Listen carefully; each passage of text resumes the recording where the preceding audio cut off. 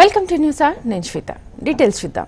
ఉన్నవి 4 అంటే 4 ఎమ్మెల్సీలు, కానీ 20 మందికి పైగా పోటీ పడుతున్నారు. వీరు కాగా 2 మిత్రపక్షాలు ఉండనే ఉన్నాయి. వారు కూడా మా సంగతి ఏంటి, పొత్తు ధర్మాన్ని పాటించరా, కనీసం ఒక్కటైనా మాకు ఇవ్వరా అని పట్టుపడుతున్నారు.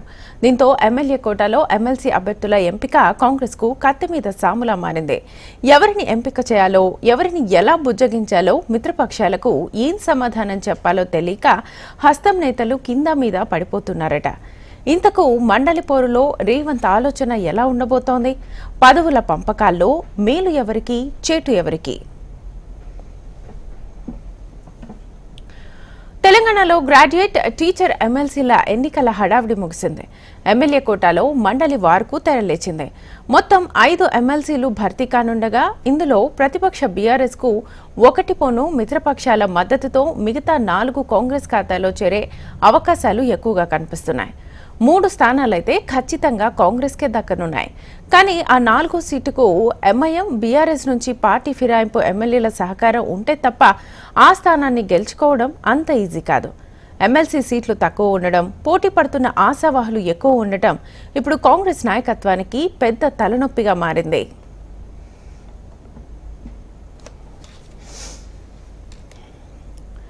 రాక 10 ఏళ్ల తర్వాత అధికారం వచ్చింది. 10 ఏళ్ల పాటు ప్రతిపక్షంలో ఉండి పోరాడిన హస్తం నేతలు ఇప్పుడు తమ పార్టీ అధికారంలోకి రావడంతో పదవుల పందారంపై భారీగా ఆశలు పెట్టుకున్నారు. గత ఎన్నికల్లో టికెట్ దక్కని వారు, దక్కిన ఓడిన వారు, అధినేతల నుంచి ఎమ్మెల్సీ హామీలు పొందిన వారు మండలి రేసులో ముందు వరుసలో ఉన్నారు. అవకాశం మాకు కల్పించాలంటే లేదు మాకంటూ హైకమాండ్ చుట్టూ ప్రదక్షిణలు చేస్తున్నారు. కొంతమంది అయితే ఇప్పటికే ఢిల్లీ బాటపట్టి లాబింగ్లు చేస్తున్నారు. ఇదిలా ఉంటే మరో 3 రోజుల్లో నామినేషన్లకు గడువు ముగియనుండడంతో ఎవరెవరికి అవకాశం కల్పించాలనే దానిపై అధిష్టానంతో చర్చిస్తారు సీఎం రేవంత్.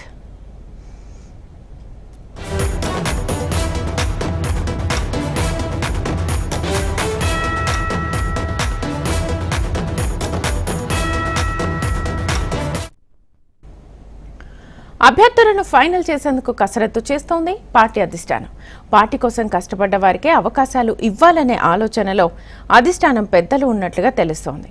ఓడిన వారికి అవకాశం ఇవ్వొద్దంటూ పార్టీ ఇప్పటికే నిర్ణయం తీసుకుంది. పార్టీ పరంగా ఓసీ, బీసీ, ఎస్సీ, ఎస్టీ సామాజిక సమీకరణాల వారీగా ఇస్తారని పార్టీలో చర్చ ఉంది. కులగణన తర్వాత మెజార్టీ ఎమ్మెల్సీ సీట్లను బీసీ నేతలకు ఇవ్వాలని ప్రభుత్వంపై ఒత్తిడి తెస్తున్నారు. బీసీల నుంచి మధు యాష్కి గౌడ్, బీసీ చైర్మన్ నూతి శ్రీకాంత్ గౌడ్, అంజన్ కుమార్ యాదవ్, చరణ్ కౌశిక్ యాదవ్, బీసీ మహిళా కోట నుంచి సునీతారావు ముదిరాజ్, నీలం మధు ముదిరాజ్, కొనగాల మహేష్ పోటీ పడుతున్నారు. మైనార్టీ నుంచి ప్రభుత్వ సలహాదారు షబ్బీర్ అలీ, మైనార్టీ గురుకుల చైర్మన్ ఫయీం ఖురేషీ, గ్రంథాలయ chairman Riyaz, Nampally contestant MLA Firoz ఖాన్లు ఈసారి అవకాశం ఇవ్వాలని కోరుతున్నారు.